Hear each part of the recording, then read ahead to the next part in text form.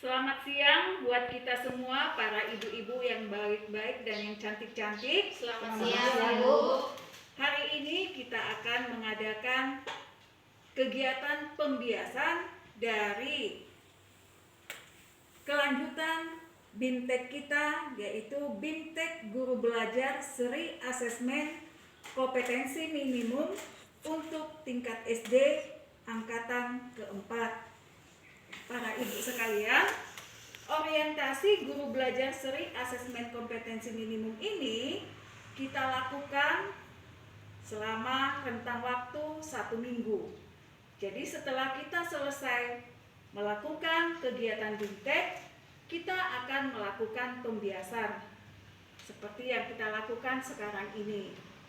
Banyak sudah kita dengar atau kebijakan-kebijakan dari pemerintah kita yang kita lakukan untuk mencerdaskan anak-anak bangsa kita.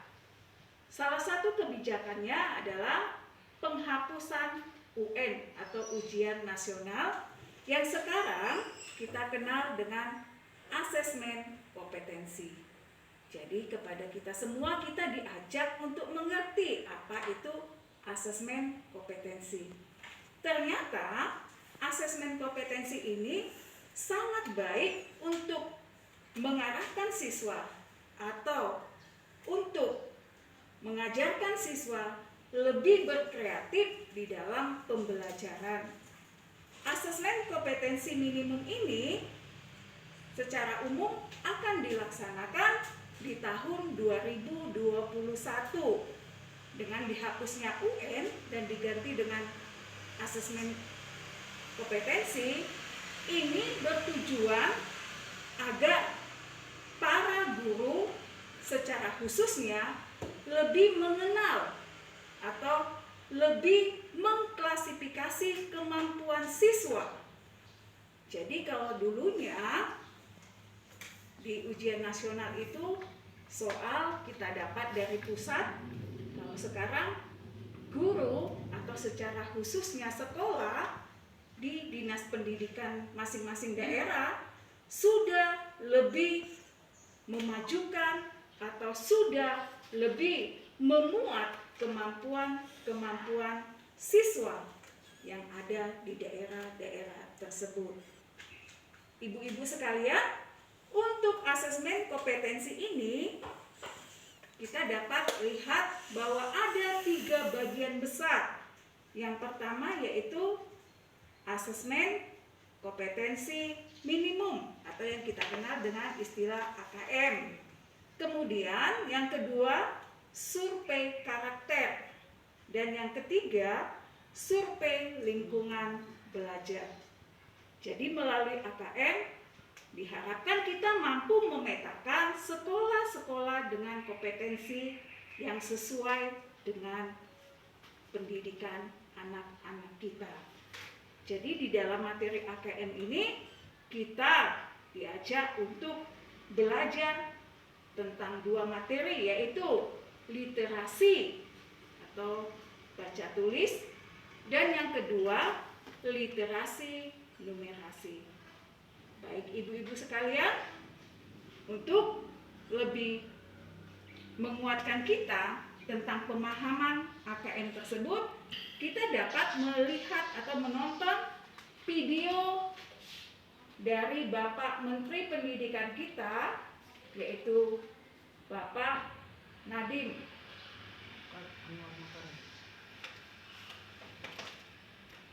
Kita dapat melihat videonya ya, para ibu.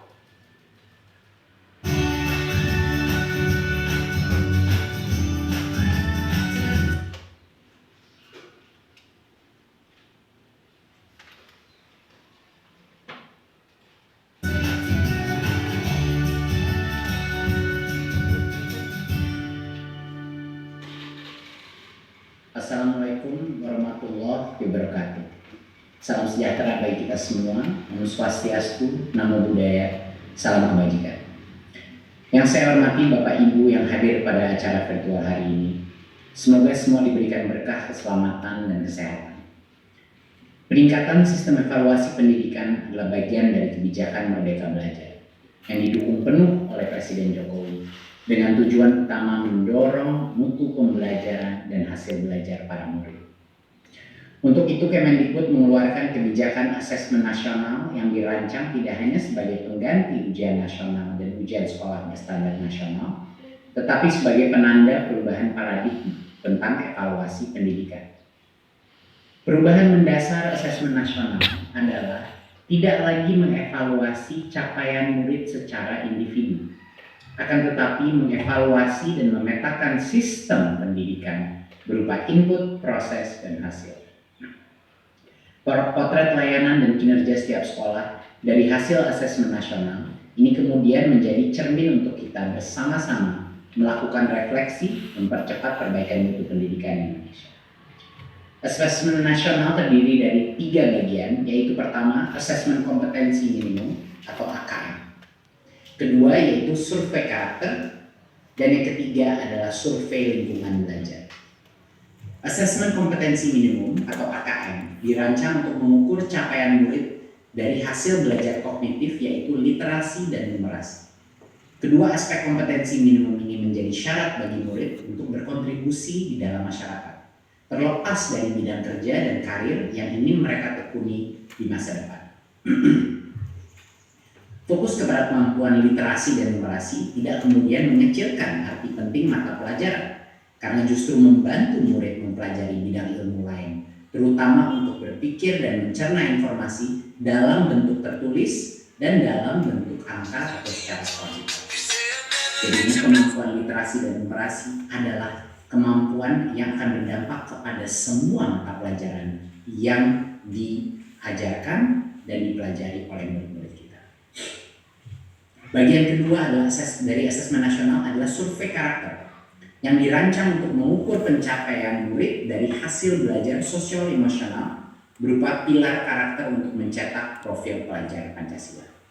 Dengan 6 indikator utama yaitu beriman dan bertakwa kepada Tuhan Yang Maha Esa serta berakhlak mulia. Kedua, kebinekaan global. Ketiga, kemandirian. Keempat, gotong royong. Kelima, bernalar kritis. Dan yang keenam, kreativitas. Bagian ketiga dari asesmen nasional adalah survei lingkungan belajar untuk mengevaluasi dan memetakan aspek pendukung kualitas pembelajaran di lingkungan sekolah. Asesmen nasional pada tahun 2021 dilakukan sebagai pemetaan dasar, baseline dari kualitas pendidikan yang nyata di lapangan, sehingga tidak ada konsekuensi bagi sekolah maupun murid. Kemendikbud juga akan membantu sekolah dan dinas pendidikan dengan cara menyediakan laporan hasil asesmen yang menjelaskan profil, kekuatan, dan area perbaikan di tiap sekolah dan daerah. Sehingga sangat penting dipahami, terutama oleh guru, kepala sekolah, murid, dan orang tua, bahwa asesmen nasional untuk 2021 tidak memerlukan persiapan-persiapan khusus maupun tambahan yang justru akan menjadi beban psikologis tersendiri. Tidak usah cemas, tidak perlu bimbel khusus untuk asesmen nasional. Untuk itu mari kita semua bersama-sama mendukung pelaksanaan asesmen nasional mulai tahun 2021 sebagai bagian dari reformasi pendidikan Indonesia. Terima kasih dan salam merdeka belajar.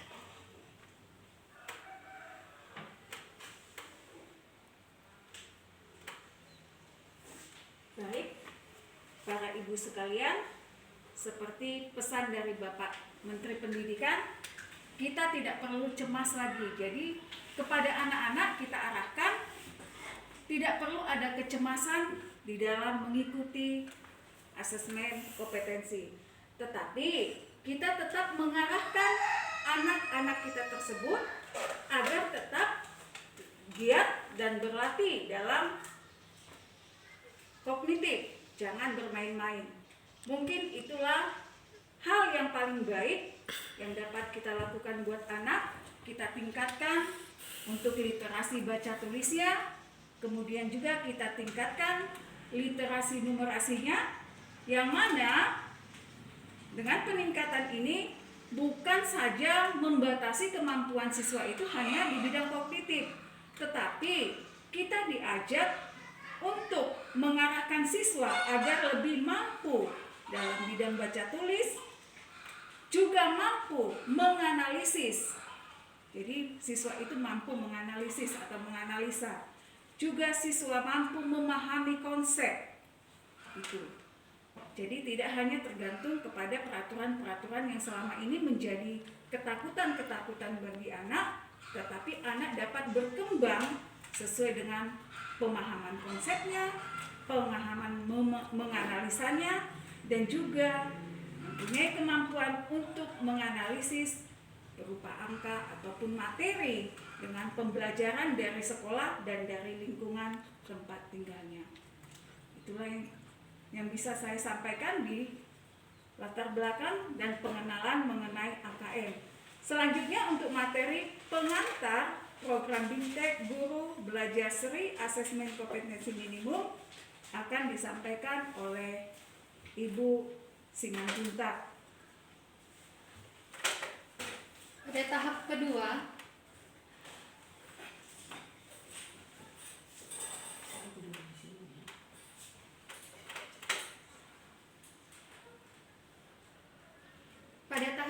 yaitu pengantar program BIMTEK Guru Belajar Seri Asesmen Kompetensi Minimum. Pada program ini kita akan belajar mengenai 1. Konsep asesmen nasional untuk peningkatan kualitas pembelajaran. Yang kedua, teknis pelaksanaan asesmen nasional. Yang ketiga, butir soal asesmen literasi membaca tingkat SD. Yang keempat, butir soal asesmen numerasi pada tingkat SD. Yang kelima, tindak lanjut laporan hasil asesmen kompetensi minimum. Program ini akan efektif bila Anda 1. Mengikuti instruksi pembelajaran dengan teliti. Yang kedua, mempelajari secara seksama semua konsep. Yang ketiga, mengisi kuis dan diskusi dengan sebenar-benarnya. Yang keempat, melakukan latihan secara mandiri dan berkala. Selanjutnya, kita akan membahas tentang konsep asesmen nasional yang akan dijelaskan oleh Ibu C.L. Siagian.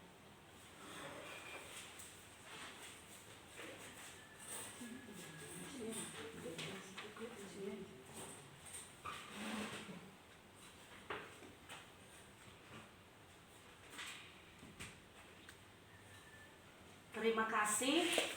Sebagaimana tadi sudah dijelaskan daripada pengantar oleh Ibu Haloho, sekarang kita masuki yaitu mengenal konsep asesmen kompetensi minimum. Seperti tadi yang sudah di pendahuluan pengantar, di situ dikatakan materi yang dinilai adalah literasi dan numerasi. Oleh karena itu, berdasarkan bimbingan ini atau BIMTEK ini dapatlah kita ketahui. Yang pertama, asesmen nasional tidak memiliki konsekuensi pada kelulusan siswa. Yang kedua, yang dapat kita ketahui lagi yang kedua, di mana asesmen nasional itu menekankan pada penguasaan kompetensi siswa. Sedangkan ujian nasional menekankan pada penguasaan konten pembelajaran siswa. Dan yang ketiga, melalui BIMTEK ini bahwa kita dapat memperoleh poin yang ketiga, asesmen nasional bertujuan untuk mengevaluasi sistem pendidikan, bukan mengevaluasi hasil belajar siswa.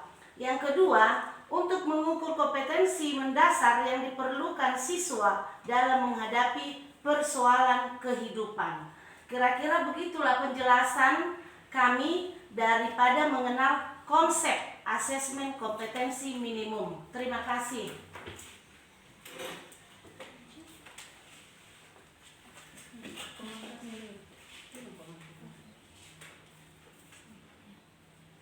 Selanjutnya kita akan mengikuti atau mendengarkan penimbasan tentang teknis pelaksanaan asesmen nasional.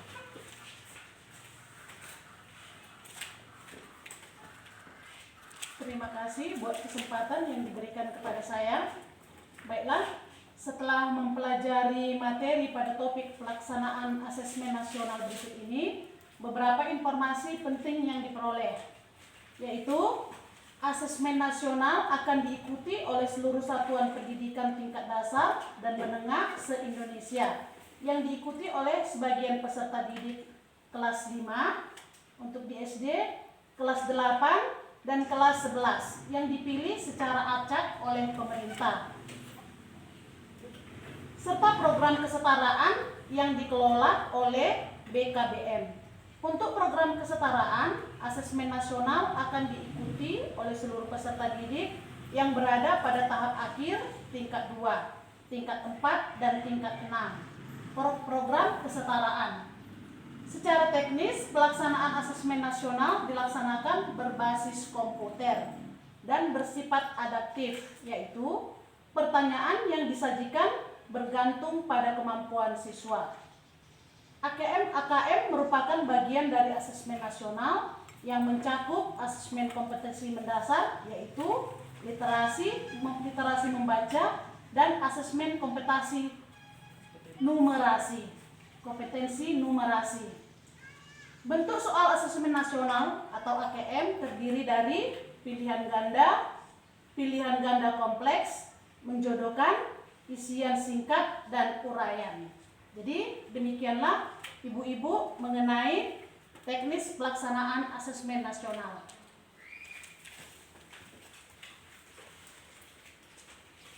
Baik, teknis pelaksanaan asesmen nasional telah kita dengar bagaimana kriterianya dan siapa-siapa saja yang dapat mengikutinya. Sekarang kita akan mendengarkan tentang asesmen literasi membaca tingkat SD. Terima kasih. Setelah kita mendengar penjabaran dari Ibu Haloho melalui penjabaran dari Bapak Kemendikbud Nadiem Anwar Makarim yang mengatakan bahwa perubahan mendasar pada asesmen nasional adalah tidak lagi mengevaluasi capaian peserta didik secara individu, akan tetapi mengevaluasi dan memetakan sistem pendidikan berupa input, proses, dan hasil. Nah, di sini telah dikatakan bahwa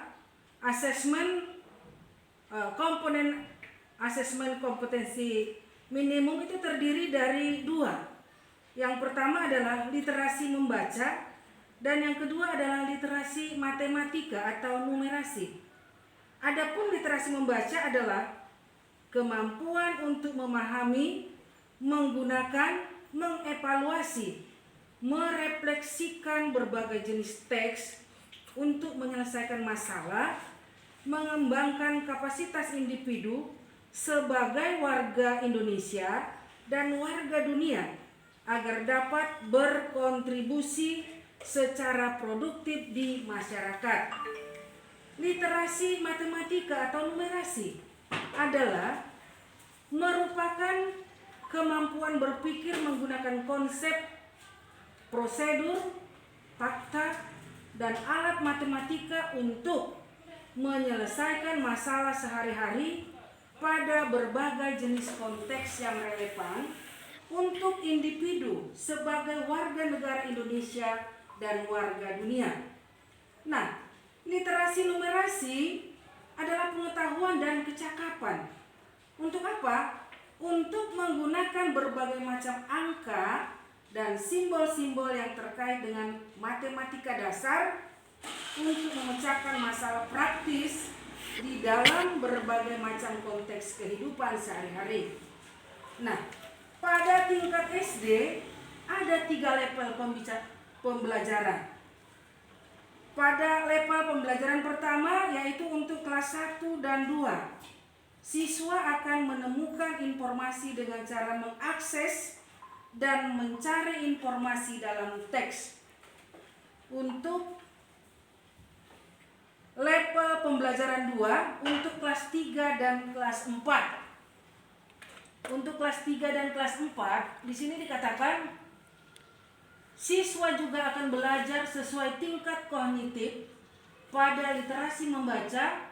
Hanya saja siswa pada kelas 3 dan 4 akan menggunakan konten yang sesuai dengan jenjangnya. siswa akan mengevaluasi, menilai format penyajian dalam teks. Kemudian pada level pembelajaran 3 untuk kelas 5 dan kelas 6. Nah, untuk pembelajaran level 3 ini sama seperti level pembelajaran 2. Siswa juga akan belajar sesuai tingkat kognitif pada literasi membaca. Hanya saja siswa pada kelas 5 dan 6 akan menggunakan konten yang sesuai dengan jenjangnya. Bapak dan Ibu juga dapat melihat penjelasan yang lebih lengkap melalui link. Ya, ada nanti diberikan di situ. Jadi demikianlah asesmen literasi membaca tingkat SD yang sudah saya jabarkan. Terima kasih. Terima kasih. Selanjutnya kita akan mendengarkan paparan atau penjelasan tentang tindak lanjut laporan hasil asesmen kompetensi minimum.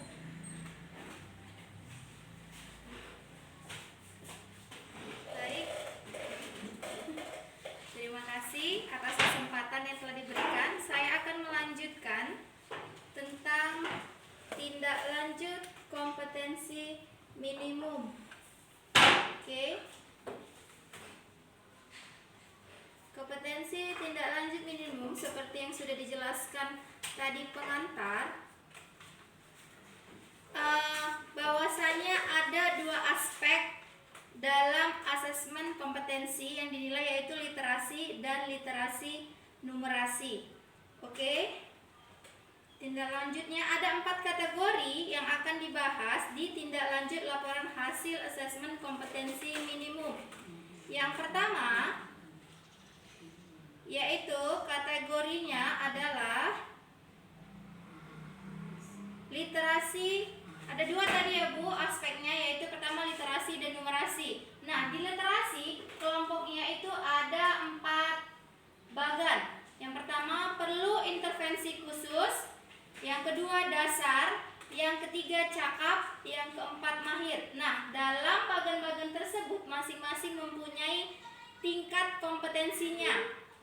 Yang perlu intervensi khusus, tingkat kompetensinya itu murid belum mampu menemukan dan mengambil informasi eksplisit yang ada dalam teks ataupun melihat interpretasi sederhana. Nah, yang kedua bagian dasarnya, tingkat kompetensinya murid mampu menemukan dan mengambil informasi eksplisit yang ada dalam teks serta membuat interpretasi sederhana. Yang ketiga, cakap, murid mampu membuat interpretasi dari informasi implisit yang ada dalam teks, mampu membuat simpulan dari hasil integrasi beberapa informasi dalam suatu teks. Nah, dari yang bagian terakhir, mahir, murid mampu mengintegrasikan beberapa informasi lintas teks, mengevaluasi isi, kualitas, cara penulisan suatu teks, dan bersikap reflektif terhadap isi teks. Nah, di bagian numerasi ada juga sekitar 4 bagan di dalam kelompok, yaitu sama seperti yang di literasi, perlu intervensi khusus, dasar, cakap, dan mahir. Oke, lanjut yang kedua, kita akan bahas tentang perbedaan pembelajaran berbasis kompetensi dengan berbasis konten. Oke, baik. Perbedaannya yaitu dalam pembelajaran berbasis kompetensi berpusat pada kebutuhan.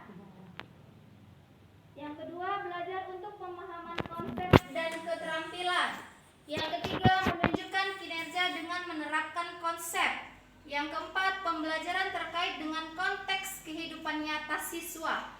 Yang kelima, orientasi pada proses dan penugasan kompetensi. Nah, itu pada pembelajaran berbasis kompetensi. Sedangkan pembelajaran berbasis konten berpusat pada materi pembelajaran.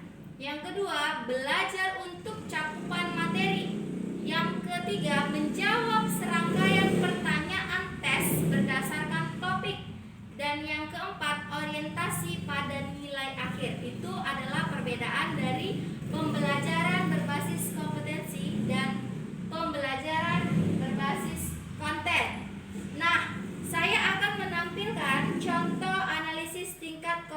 kompetensi. Contoh analisis tingkat kompetensi.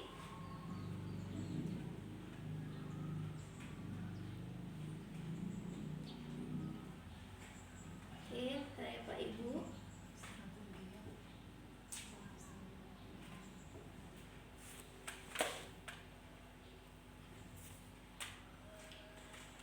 Oke, contohnya itu bisa dalam numerasi dia ya.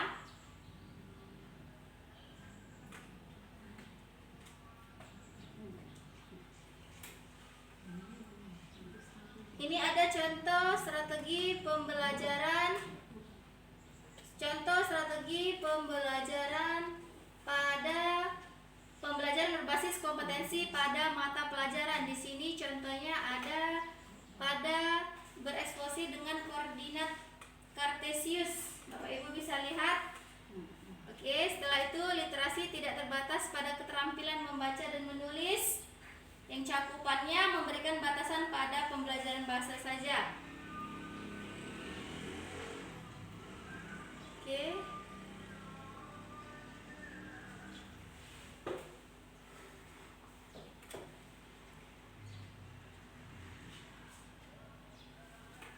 Oke, apa manfaat dari proses belajar tersebut? Manfaatnya yaitu dari contoh yang tadi sudah kita lihat, manfaatnya yaitu saya dapat mengatakan bahwa murid telah berhasil mengembangkan kemampuan literasi dan numerasinya karena telah mampu menggunakan konsep matematika. Di sini digunakan konsep matematika ya Ibu, dengan efektif dan percaya diri, mampu menjelaskan cara berpikir dan mentransfer keterampilan mereka untuk memecahkan masalah dalam kehidupan nyata. Mereka terus membangun kepercayaan bahwa matematika bukan sekedar pelajaran yang harus mereka hadapi di kelas, tetapi merupakan sebuah keterampilan hidup yang membawa banyak manfaat bagi mereka. Karena selama ini kita ketahui bahwa siswa-siswa kita kalau sudah mendengar mata pelajaran matematika, mereka akan terus takut. Nah, mungkin adanya asesmen kompetensi ini atau pembelajaran yang ini, maka siswa dapat merealisasikannya ke dalam kehidupan nyata mereka sehingga mereka tidak merasa takut lagi untuk pelajaran matematika. Saya rasa itu saja penjabaran dari saya. Terima kasih.